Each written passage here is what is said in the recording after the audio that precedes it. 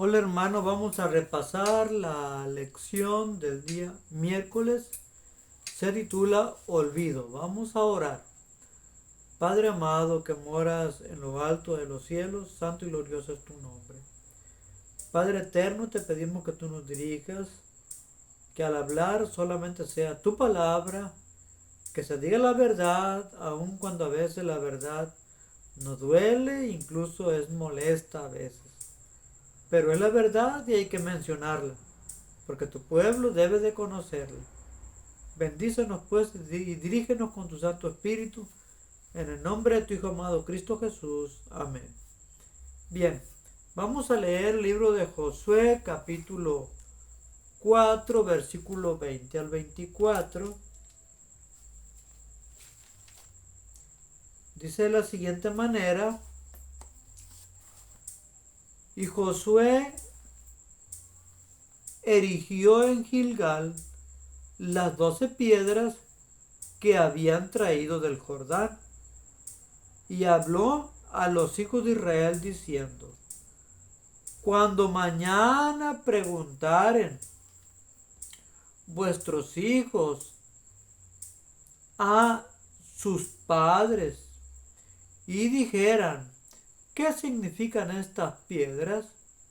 Declararéis a vuestros hijos diciendo: Israel pasó en seco por este Jordán, porque Jehová vuestro Dios secó las aguas del Jordán delante de vosotros, hasta que habían pasado a la manera que Jehová vuestro Dios lo había hecho en el mar Rojo, el cual secó delante de nosotros hasta que pasamos, para que todos los pueblos de la tierra conozcan la mano de Jehová, que es fuerte, para que temáis a Jehová vuestro Dios todos los días.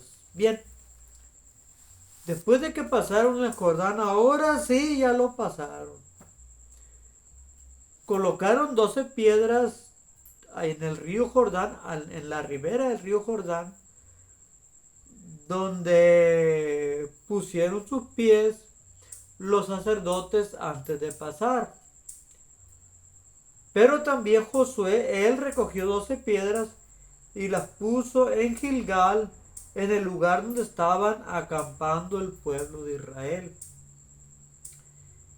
La razón de colocar las 12 piedras en Gilgal y también junto al río Jordán, aquí dice, era para que los padres le dijeran a sus hijos cuando les preguntaran por qué estaban esas piedras ahí, que los padres dijeran a sus hijos que era para recordar que Dios secó el río Jordán para que ellos pasaran.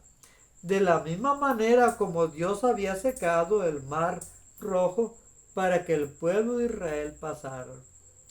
Ambos eventos, la cruza del mar Rojo y la cruza de el Jordán, están íntimamente relacionados porque es un evento muy similar en algunas cosas, no en todo. Primero porque cuando cruzaron el Mar Rojo fue el Mar Rojo, no era un río. Segundo porque ahora estaban cruzando un río que estaba muy crecido, muy poderoso, pero era un río. Tercero, pues el, cuando el pueblo de Israel pasó por el Mar Rojo, traía detrás de sí a los egipcios. Y aquí el pueblo de Israel, al cruzar el río Jordán, no traía a nadie que los persiguiera. Pero el evento no dejó de ser poderoso. Como Dios actuó de una forma sobrenatural para hacer que el pueblo de Israel pasara en seco, tanto en el Mar Rojo como también al cruzar el río Jordán. Y las piedras eran como un memorial, como un recordativo de lo que Dios había hecho por Israel.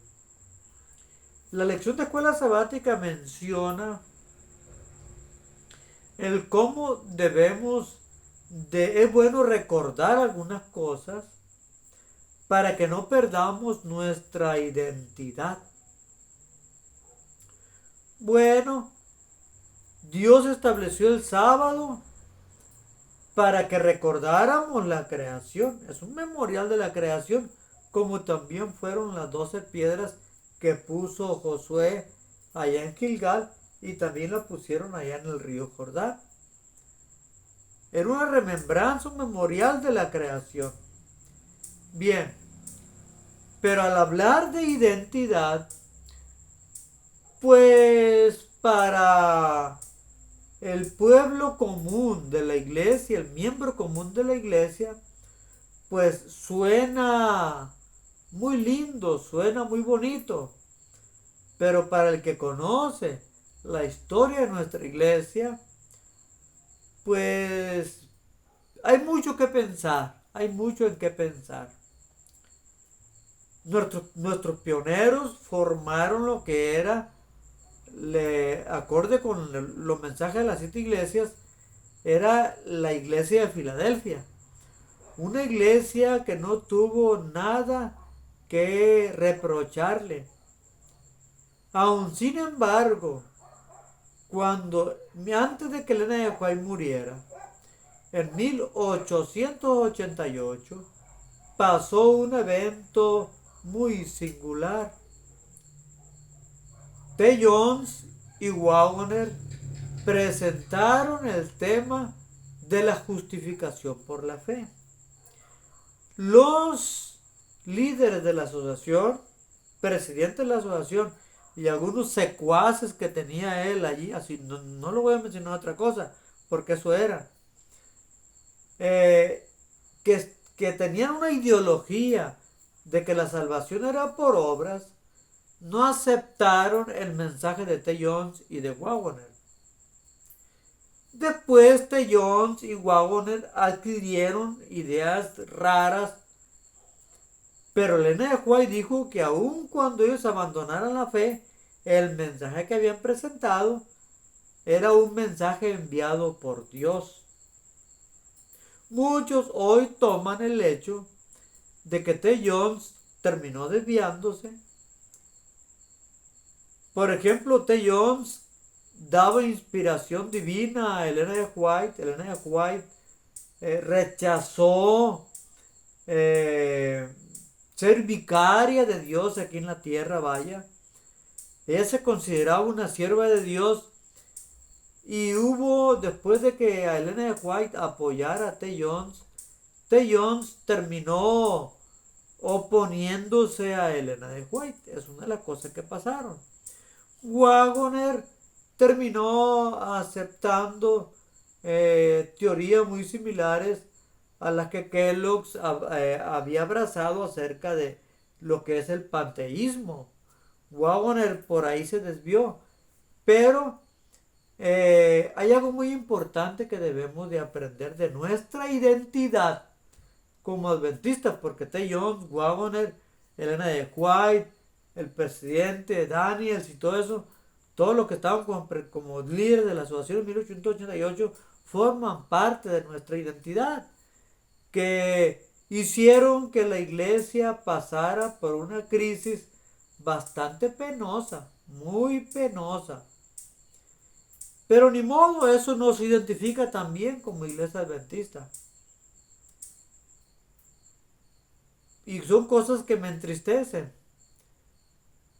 Yo cuando aún era fuerte, que tenía una buena edad, que podemos decir que era un joven adulto, yo me metí muy profundamente a estudiar la Biblia y me metí a estudiar la doctrina de los mormones, de los evangélicos y de los testigos de Jehová. Y encontré que los testigos de Jehová tenían mucha contradicción entre ellos mismos. Y eso yo lo usaba para derribar a los testigos de Jehová que no conocen su historia porque ni siquiera se la enseña. Pero yo tampoco conocía la mía. Y cuando yo conocí muy bien lo que sucedió en 1888,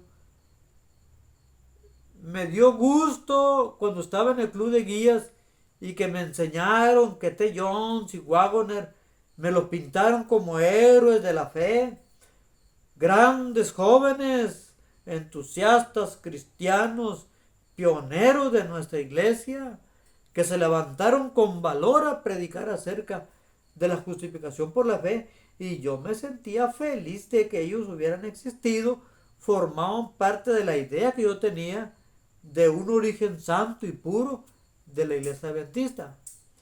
Pero cuando yo conocí verdaderamente lo que pasó con T. Jones y Waggoner, el trato que la Asociación General les dio a ellos, porque se burlaron de una forma canalla de ellos, como sinvergüenzas, se humillaron, se burlaron de T. Jones y de Waggoner, los escarnecieron, los pusieron en ridículo, porque no les gustaba la ideología, la teología de la justificación por la fe.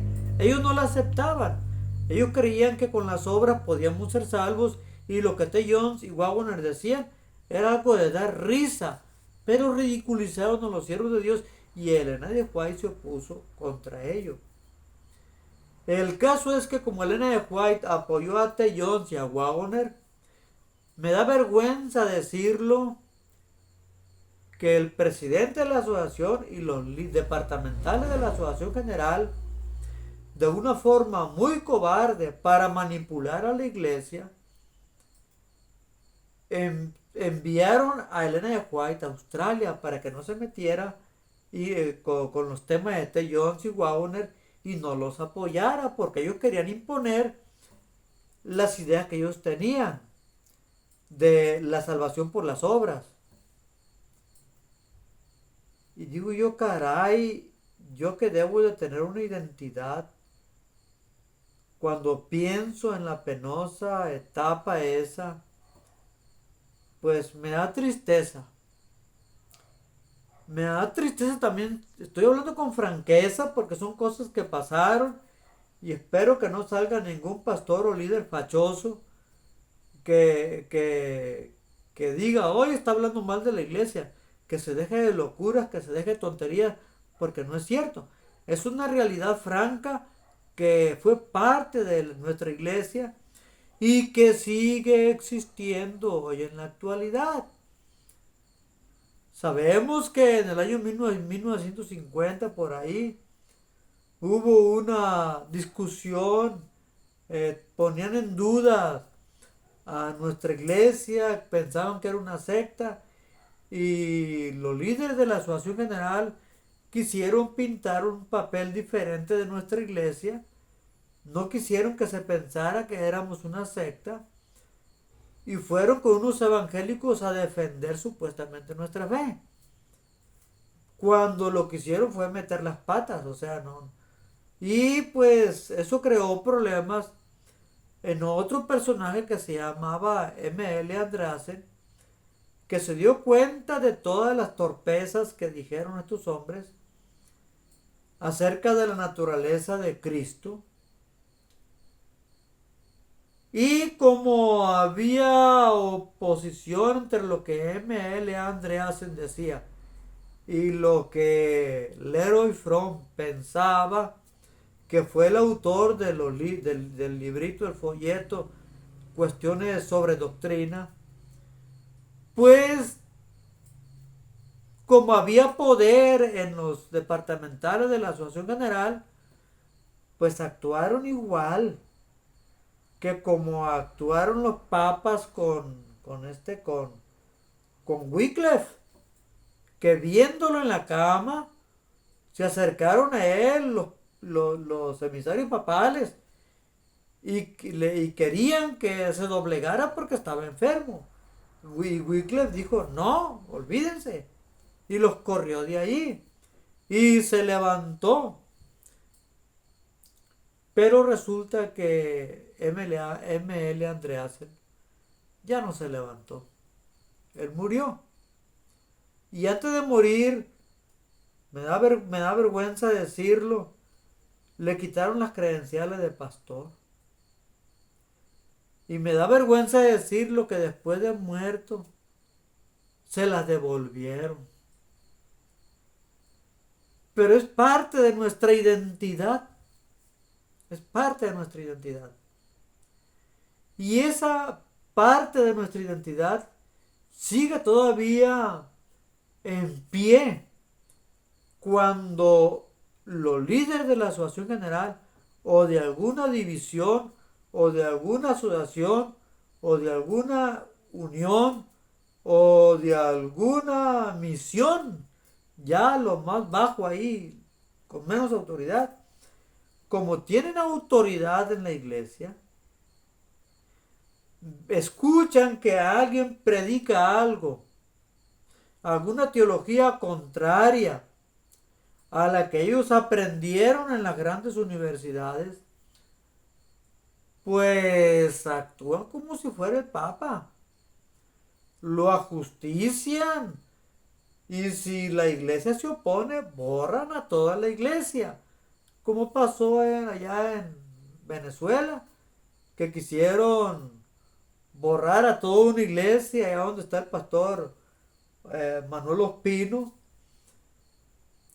y no se dejaron y tuvieron mucho apoyo y no lo hicieron.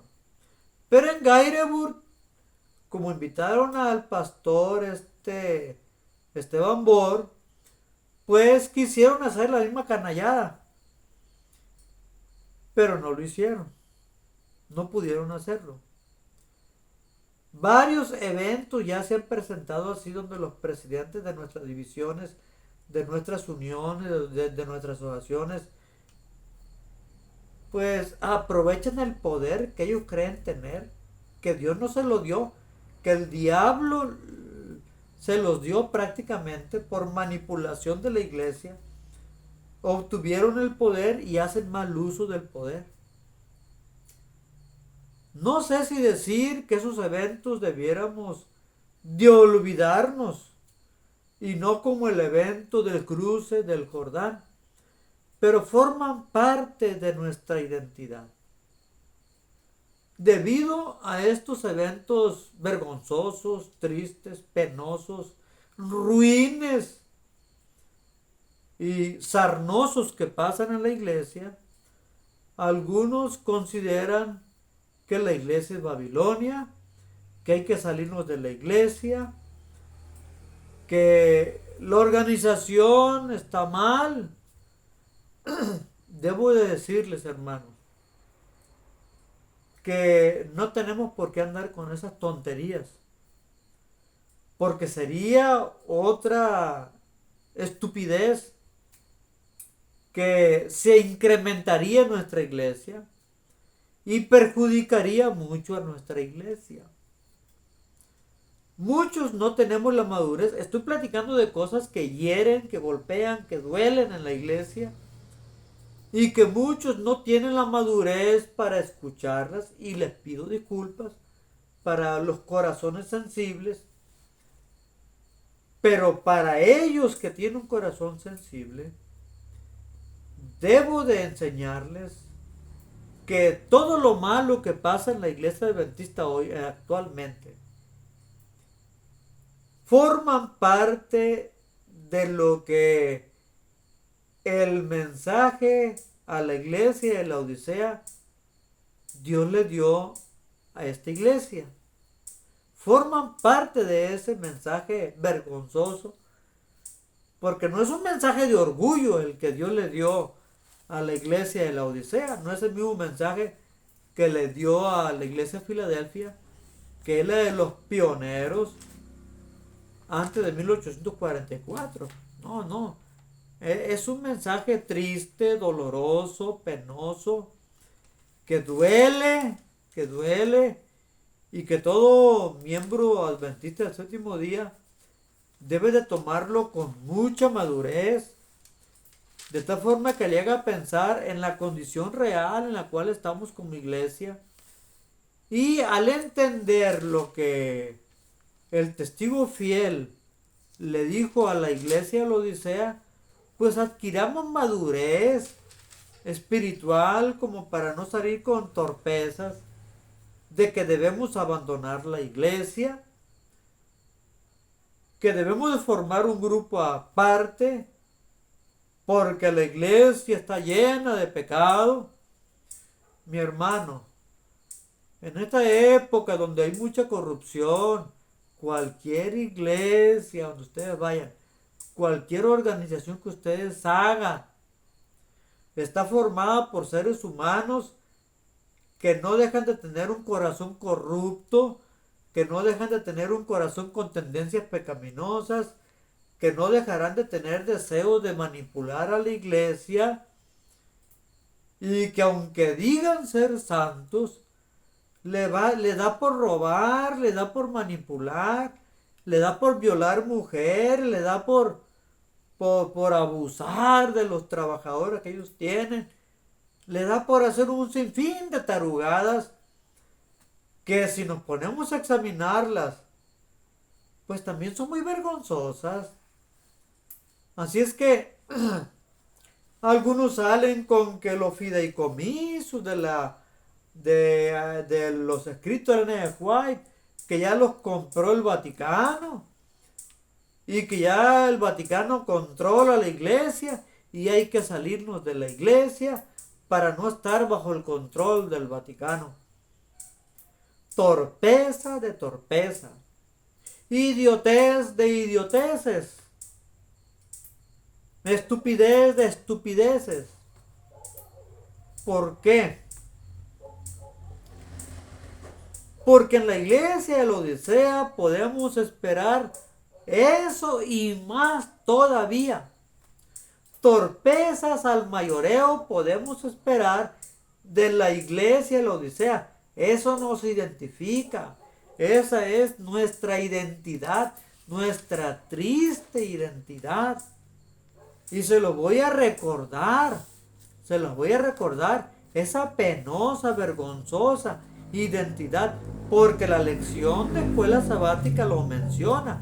La lección de escuela sabática la menciona desde un punto de vista puro y noble con respecto a la doctrina que tenemos, porque nuestra doctrina que nos caracteriza es una doctrina pura y santa. Y es muy cierto. Es muy cierto. Y aquí me voy a extender más. Pero las torpezas que suceden en la iglesia de la Odisea son punto y aparte. Cosas que nosotros tenemos que entender que estaba profetizado que iba a suceder y debemos de tomarlas con mucha madurez. No podemos pedirle peras al olmo.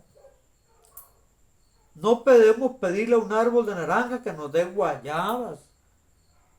El libro de Apocalipsis, en el capítulo 3, que es donde está el mensaje a las iglesias, vamos a ver, está el vergonzoso, el penoso, el triste, el lastimero mensaje que el testigo fiel le dio a la iglesia, le da a la iglesia de la Odisea.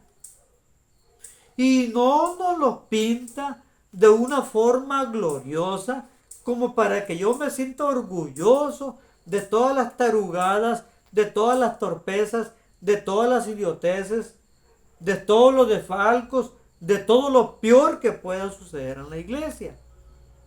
No, el mensaje del testigo fiel a la iglesia de la Odisea es un mensaje que no anda con tapujos, es un mensaje que no tapa nada, es un mensaje verdadero y que a nosotros nos duele que nos lo recuerden, porque no nos gusta cuán mal estamos. Nos ofende, pero es una triste realidad, quieras o no quieras, y es una realidad profética, es decir, es algo que tú y yo no podemos hacer gran cosa para que eso no suceda en la iglesia, porque estaba profetizado que así iba a suceder. Así como Dios predijo que Roma iba a surgir y que de Roma iba a surgir el papado, y nadie ni nada pudo evitar aquello, tampoco nada ni nadie pudo haber evitado que la iglesia de la Odisea surgiera con todos sus peores y puercos defectos. Esa es la realidad. Es duro lo que estoy diciendo, pero eso es una gran verdad.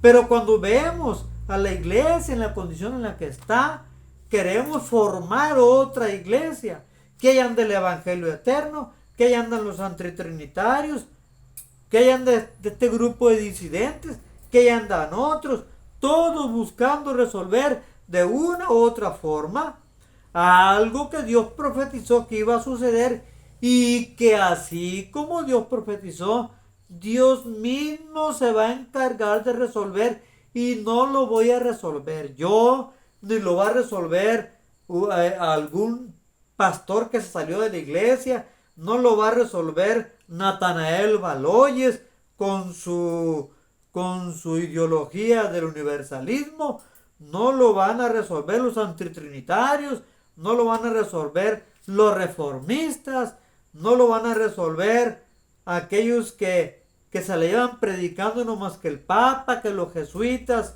y que, bueno, y puras cosas que dan miedo.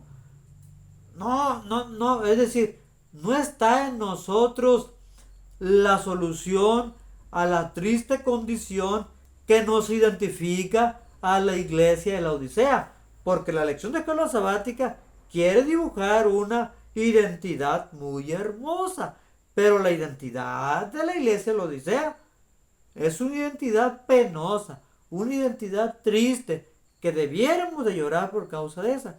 Y me voy a extender bastante para que les quede claro. Apocalipsis capítulo 3, versículo 14 en adelante. Escribe el ángel de la iglesia en la Odisea. He aquí dice el amén. ¿Quién es el amén? Es Jesús. El testigo fiel y verdadero es Jesús. El principio de la creación de Dios es Jesús al que está hablando. Yo conozco tus obras, que ni eres frío ni caliente. Ojalá fuese frío o caliente. Mas porque eres tibio y no frío ni caliente, te vomitaré de mi boca. Es decir, la iglesia de la Odisea le da asco al testigo fiel y verdadero. Le da asco a Jesús. Y nosotros, pues también nos da asco a nosotros. Vaya, si le da asco a Jesús, de forma genuina debe de darnos asco la condición en la cual está la iglesia, que es para estar en una condición en la que se debe de vomitar. Si fuera una condición rica, sabrosa, hermosa, no estaría para vomitar. Pero tristemente Dios desea vomitar a esta iglesia, porque es nauseabunda.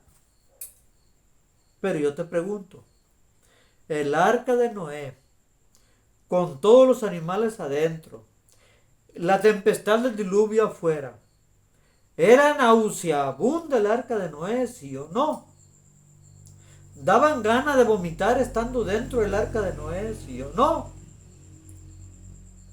Yo no sé qué piensas tú, que te quieres salir de la iglesia, o tú que ya te saliste, o tú que ya formaste un grupo disidente por allá. Yo no sé qué piensas cuando recuerdas al arca de Noé y te encuentras a Noé y su familia, a sus hijos y la esposa, sus hijos y su mujer haciendo sus necesidades fisiológicas dentro del arca de Noé. No creo que haya habido un agujero, disculpe que me ría, no creo que haya habido un agujero como los que tienen los autobuses de hoy, que abren el toilet y todo se va para abajo. No creo que haya habido eso, porque se hubiera llenado de agua la, el arca de Noé.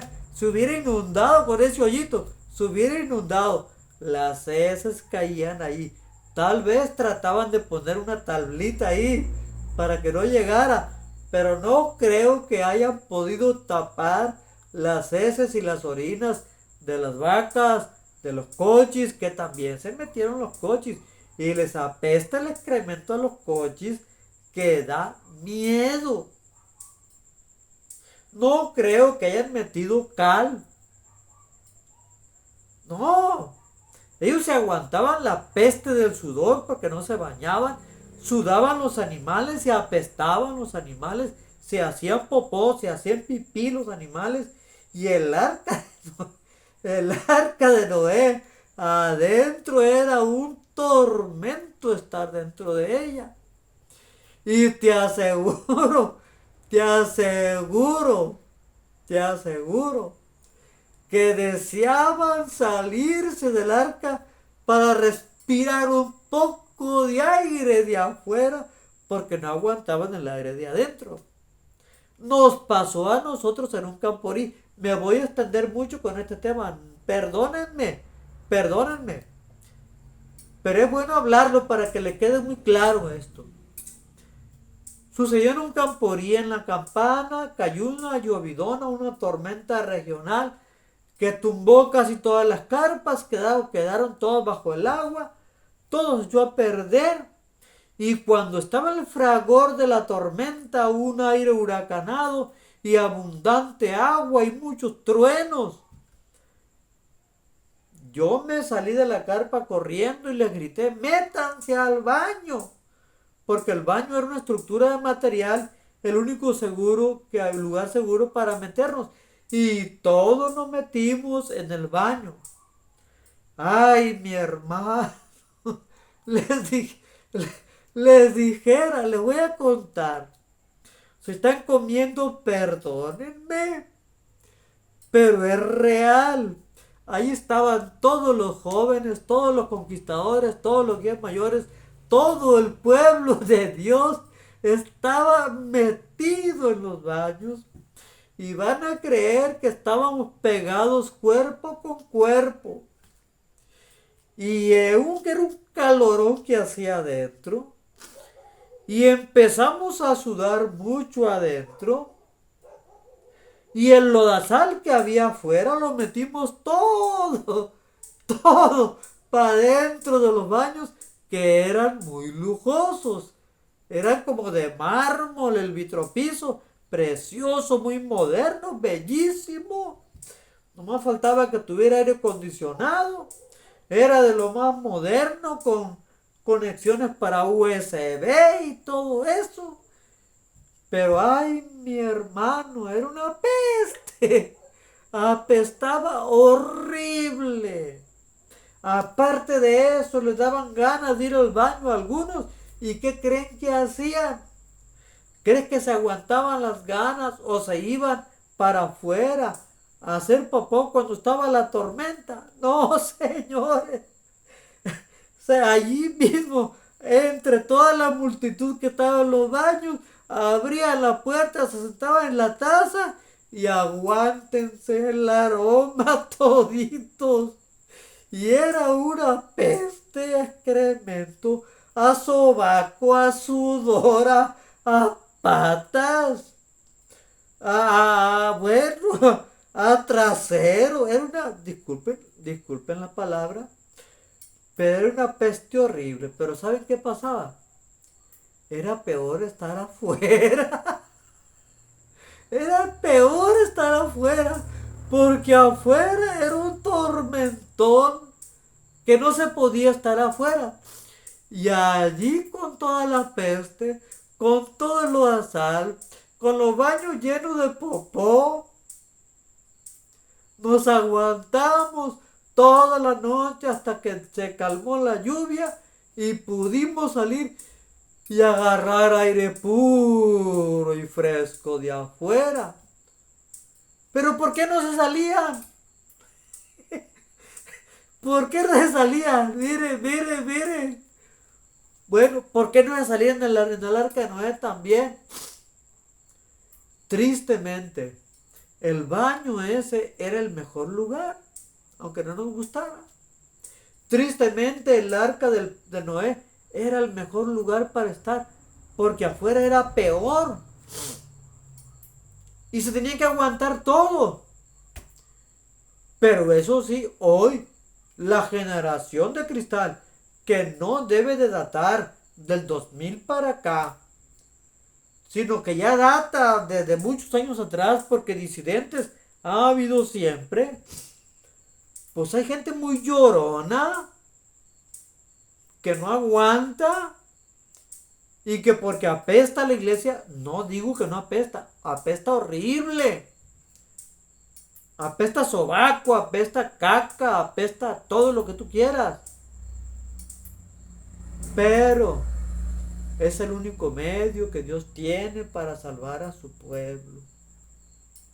Y Elena de White dice que por más que parezca que la iglesia vaya a flaquear y a caer, porque pasará por crisis muy horribles la iglesia, que pareciera que va a desaparecer, Dios no va a abandonar a su pueblo y va a estar hasta el final, hasta que Cristo venga. Así es que aunque la iglesia apeste a trasero, aunque la iglesia apeste a sudor, aunque apeste a sobaco, aunque apeste a caca, aunque no soporte el ambiente que hay dentro de la iglesia, porque me caen gordos toditos, y aunque parezca que el Vaticano se metió en la iglesia y está controlando la iglesia, y que los fideicomisos de Elena de White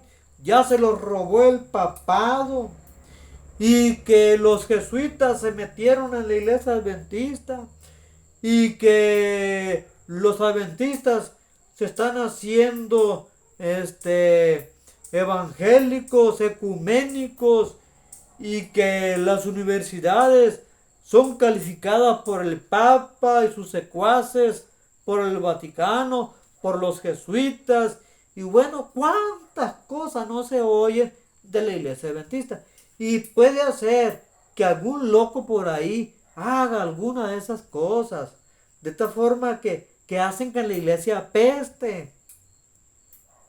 En la iglesia hay rateros, en la iglesia hay ladrones, hay entre los pastores también, se pelean entre ellos también, hacen muchas tarugadas los pastores también, suceden desfalcos, violan mujeres. Si yo le dijera casos departamentales que se meten con mujeres y son pastores,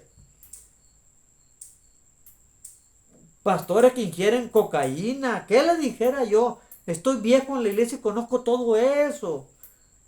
Y me la llevaría todo el día platicando de cuánta torpeza pasa en la iglesia, que forma parte de la identidad torpe de la iglesia en estos días. Pero no soy yo quien va a enderezar la iglesia. Es Dios que algo tiene que hacer para enderezar la iglesia, de tal forma que todos esos torpes, que esos rateros, que esos ladrones, que esos sinvergüenzas, que esos pícaros, que esos que están llevando a la iglesia al ecumenismo, que esos jesuitas que están metiendo en la iglesia, que esos pastores que andan metiendo ideologías extrañas, Dios se va a encargar de que todo eso desaparezca. Porque son pura basura. Lo lamento mucho que se acaba de festejar el día de la familia pastoral, que antes era el día del pastor, y ahora gracias a Dios se le llama Día de la Familia Pastoral. Y nos expresaban ahora que son humanos, que cometen errores. Ah, qué bueno, les aplaudo. Algo es algo, ya se ha logrado algo. Por lo menos le bajaron una rayita. Ya le bajaron, le quitaron un poco de crema a sus tacos. Pues Dios se va a encargar de que todos los pastores pícaros que hay en la iglesia, que todos los jesuitas que pueda haber en la iglesia, que todos los que andan llevándose los fideicomisos no sé a dónde, que quién sabe si sea cierto, pero ponle que sea cierto, Dios se encargará de que todos esos torpes, todos esos mediocres pastores, líderes, lo que sea, hermanos de la iglesia, que andan en caminos propios de la iglesia de la Odisea, porque es una iglesia miserable, pues Dios termine sacándolo de allí. Bien sabemos que el zarandeo se va a llegar, y cuando eso se llegue, la iglesia se va a purificar. Pero no andes tú queriendo zarandear a la iglesia. Porque no eres tú. Dejemos que Dios sea Dios y que Dios actúe. Es lo que proféticamente está diciendo Apocalipsis 3 de la condición de la iglesia de la Odisea, de la iglesia actual. No te alarmes, pues, de las cosas que suceden en la iglesia. Lucha contra ellas. Es cierto, es legítimo luchar contra ellas. Pero no para decir que la iglesia es Babilonia, que debemos salirnos de la iglesia, que hay que formar un grupo aparte, que podemos perfeccionar una iglesia, hacer una iglesia perfecta ya aparte, donde no haya pecadores. Dejémonos de todo eso. Dice el versículo siguiente: porque tú dices, yo soy rico y estoy enriquecido, y no tengo necesidad de ninguna cosa. Es lo que la iglesia dice. Yo no tengo, los dirigentes de la iglesia, lo más pomposo de la iglesia, tienen la idea de que no necesitan de nadie ni de nada. Somos una iglesia muy orgullosa, una iglesia muy vanidosa. Y sigue diciendo: porque tú dices, yo soy rico y estoy enriquecido y no tengo necesidad de ninguna cosa. Y no conoces, dice el testigo fiel, y no conoces que tú eres un cuitado y miserable y pobre y ciego y desnudo. Esa es la condición real de la iglesia, una iglesia miserable. Y de una iglesia miserable, ¿qué vas a esperar? ¿Qué esperas? Que hayan llevado, que la iglesia católica tomó los fideicomisos de los escritos de Elena de White. Y la Biblia dice que es una iglesia miserable. ¿Qué esperas de la iglesia de la Odisea? No esperes que dé un fruto diferente. No. Si lo hacen, ok que lo hagan. Pero tú no te alejes del pueblo de Dios. Que dijo Elena de White que Dios permanecerá en su pueblo hasta que Cristo venga.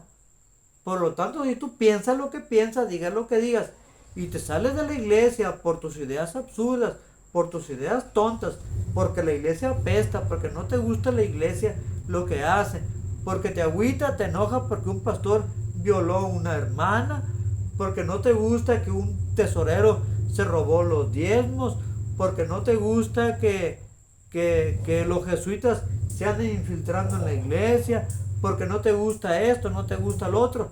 Yo mejor me salgo de la iglesia porque allá estoy mejor. No, mi hermano. No, déjate de eso. Si tú has llegado a pensar en eso, yo te invito a que reflexiones, que entiendas que estás haciendo mal, que está mal eres tú. Y que veas lo que veas en la iglesia, pues contrarresta lo que sucede en la iglesia, pero no te salgas del carril, hombre. Permanece en la iglesia, sé firme, sé firme. Dice, porque tú dices, yo soy rico y estoy enriquecido. Sabemos que somos ricos, tenemos muchos escritos de Elena de White. Económicamente nuestra iglesia es una iglesia más poderosa que la que tuvieron nuestros pioneros, en fin. Hemos crecido mucho, tantas cosas de que enorgullecernos. Pero cuántas cosas hay que también nos avergüenza como iglesia de la Odisea. No debemos de negar esa identidad que tenemos. Yo te amonesto que de mí compres oro afinado en fuego, para que seas hecho rico y seas vestido de vestiduras blancas, para que no se descubra la vergüenza de tu desnudez. Es decir, somos una iglesia que pasa vergüenzas. Somos una iglesia que da vergüenza, que está desnuda, que no gana ni para la vergüenza. Pero Cristo Jesús nos ofrece vestirnos con su justicia para que no estemos en esa condición vergonzosa en la cual estamos. ¿Qué esperas tú, mi hermano? Acepta tú la justicia de Cristo y punto. para que no se descubra la vergüenza de tu desnudez, y unge tus ojos con colirio para que veas, no para que veas la torpeza que hay en la iglesia, para que veas lo que Dios quiere lograr en ti, para que veas que el Espíritu Santo quiere trabajar contigo, quiere transformar tu vida, quiere vivir en ti, quiere habitar contigo. Dice aquí, yo reprendo y castigo a todos los que amo. Sé pues celoso y arrepiéntete. Y tú quieres castigar a la iglesia, cuando quien debe castigar a la iglesia, lo dice, es Cristo Jesús, no yo ni tú. Déjate de cosas. Dijo Jesús, yo reprendo y castigo a todos los que amo. Es Jesús a quien le toca reprender y castigar. Así que dejémonos de eso. Sé pues celoso y arrepiéntete. Tú que andas lejos de la iglesia, porque mira muchas tonterías en la iglesia, porque eso no se identifica, es nuestra identidad. La lección de escuela sabática habla de identidad, esa es nuestra identidad, muy vergonzosa, muy penosa, pero esa es. Bueno, tú miras eso malo en la iglesia, aguántate las ganas, muérdete donde más te duela, pero regresa. Regresa, mi hermano. Muérdete la lengua, trágate tus palabras, pero regresa. Porque Dios no va a abandonar a su pueblo. Eso lo dijo ya Elena de White, la profeta que Dios envió. Yo creo en eso, por lo tanto, aquí me aferraré. He aquí yo estoy a la puerta y llamo. Si alguno oyere mi voz y abriere la puerta, entraré a él y cenaré con él y él conmigo. Dios quiere habitar en ti. Es lo que te he estado diciendo constantemente. Y Jesús no va a habitar en ti, no va a cenar contigo personalmente Él, porque Él no posee, Él abandonó, sí la posee, pero la abandonó la omnipresencia. Pero sí puede entrar a tu casa a cenar contigo mediante el Espíritu Santo. Y es como Él quiere habitar en ti hoy mediante el Espíritu Santo. Esa es la invitación a que tú le abras la puerta del corazón para que Él habite contigo y en ti. Es lo que Dios quiere hacer. Y ese mensaje lo dice. Yo quiero que te deje de todo eso. Quiero que dejes la condición triste de la iglesia de la Odisea y me permitas habitar en ti. Así que abandonemos la condición triste en la cual se encuentra la iglesia de la Odisea. Oremos para que Dios perdone nuestros pecados y digámosle que entre la puerta de nuestro corazón mediante el Espíritu Santo para que habite en mí, que ya no esté al lado mío dándome lata, porque así lo considero yo, porque no me gusta lo que el Espíritu Santo me dice que haga. A regañadientes me está llevando a hacer las cosas buenas. El Espíritu Santo ya no quiere batallar contigo. No seas batalloso. No seas batalloso, no seamos batallosos, no seamos tercos. El Espíritu Santo quiere habitar en ti y transformar tu ser. Y dice, al que venciere, yo le daré que se siente conmigo en mi trono, así como yo he vencido y me he sentado con mi Padre en su trono. El que tiene oído, oiga lo que el Espíritu dice a las iglesias. Dios quiere vencer en ti, pero para eso necesita vivir en ti, no a tu lado. No quiere estar de compadrito a un lado, no quiere tenerte de vecino. No, quiere estar en tu casa, en ti, tú eres la casa de Él. Así que piensa tu vida, mi hermano. Reflexiona en tu vida y déjate de cosas, entrégate a Dios. Regresa. Si ya te saliste de la iglesia, ya andas con un grupo con ideas tontas allá, queriendo encontrar una iglesia perfecta allá, déjate de eso. Regresa acá donde Dios está, donde Dios dirige, aunque apeste, aunque esté horrible la iglesia, aunque no te guste nada, no importa, sopórtalo, mi hermano, sopórtalo y permanece fiel aquí. Bien, así es que no perdamos la identidad. Dios también Jesús estableció la Santa Cena, que aquí también se menciona. para no dejar excluido esa parte ya que me extendí.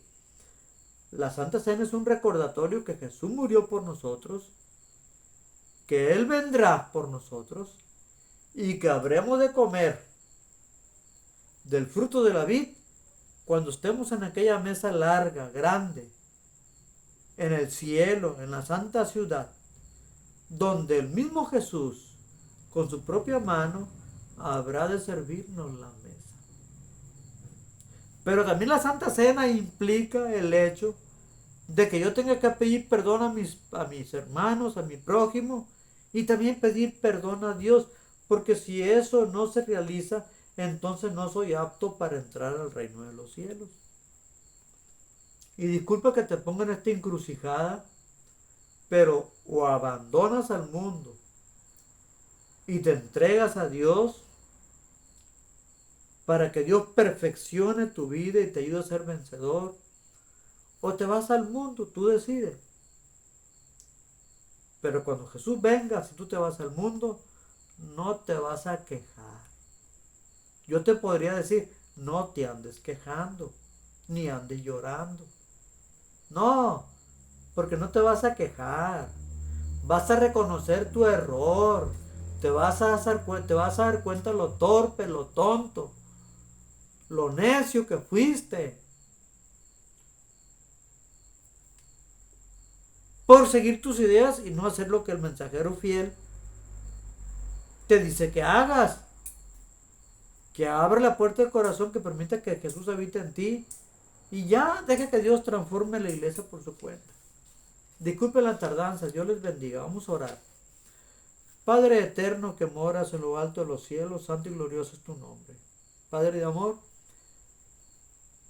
así como en Israel se pusieron 12 piedras en Gilgal para recordar el cruce del Jordán y el cruce también del Mar Rojo, tú también has puesto el sábado como memorial de la creación y lo seguimos guardando con dulzura, con amor, Padre Santo. Porque te recordamos también, recordamos que tu Hijo amado murió por nosotros y el sábado es también un símbolo de la redención también. Y del eterno reposo que tendremos en el cielo y en la tierra nueva cuando tú ya resuelvas el problema del pecado. Padre amado, nuestra identidad como iglesia es una identidad pura en cuanto a doctrina se refiere. Tristemente, nuestra identidad histórica, no doctrinal sino histórica, es penosa. La identidad de la iglesia actual, la iglesia de la Odisea, es una identidad reprochable. Y muchos no soportan eso y se salen de la iglesia. Yo te pido, Padre Santo, que tengas compasión de ellos, que envíes tu Santo Espíritu y les hables al corazón, para que cambien su tonta forma de pensar, su necia forma de pensar, y se hagan sabios, escuchando el consejo del testigo fiel, que no niega la condición triste y deplorable de la iglesia de la Odisea, pero que también dice que está tocando la puerta de nuestro corazón para que le abramos el corazón. No todos los que pertenecen a la iglesia de la Odisea van a abrir el corazón. Pero muchos que se han salido de la iglesia, que han sido tontos, necios, por salirse de la iglesia y no tener la sabiduría suficiente para entender que a pesar de que la iglesia apesta, deben de permanecer aquí. Padre Santo, a ellos que salieron, cámbiale la mente, transfórmale la mente, dale la sabiduría, dale la inteligencia de la cual hoy están careciendo, porque carecen de inteligencia. Esa es la realidad, no lo podemos negar, es la cruda realidad. Dale la sabiduría, Padre Santo, que tanto les hace falta, para que regresen a la iglesia y soporten todo lo peor que puedan ver en la iglesia, hasta que Cristo venga y ellos puedan ser salvos. Y que puedan ver, que puedan presenciar que durante la lluvia tardía y el zarandeo, tú serás quien limpia la iglesia y toda esa basura, toda esa lacra que hay en la iglesia, tú la sacarás de la iglesia para formar una iglesia santa y pura, tal como los disidentes han soñado tener, pero que no tienen por andar lejos de ti. Purifica tu iglesia, Padre amado. Purifícanos a nosotros en primer lugar. Transfórmanos a nosotros y danos tu poder con el Espíritu Santo para ser sabios, no ser tontos como los disidentes. Ser sabios en reconocer los tiempos y las sazones en los cuales estamos viviendo. Danos la sabiduría pues para soportar la maldad que hay dentro de la iglesia y esperar a que tu Hijo amado haga su trabajo para que la lluvia tardía caiga, sea purificada la iglesia y formemos parte de ese grupo que habrá de triunfar. Manda tu Santo Espíritu, Padre Santo, que trabaje por lo menos a un lado de esas personas tercas, necias, faltos de sabiduría, para que empiecen a razonar. Que tu Santo Espíritu sea quien los convenza, que abandonen todo pecado que tienen dentro de sí, para que también el Espíritu Santo habite en ellos, y juntamente conmigo, que también soy un tonto más, también me transformes a mí. A mí que también soy necio.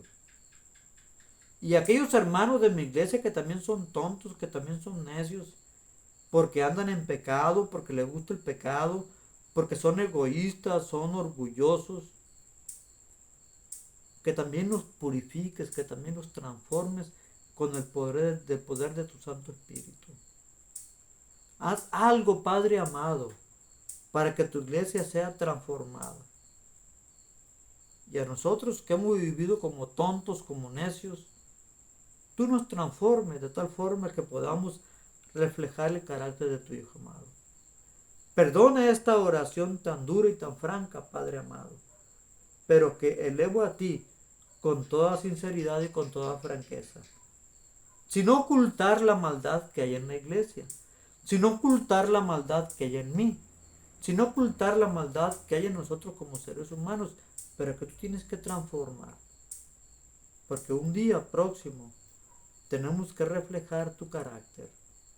Transfórmanos, Padre Santo, que seamos un santuario para ti, puro y santo, Padre Santo. Bendícenos pues en el nombre de tu Hijo amado Cristo Jesús. Amén.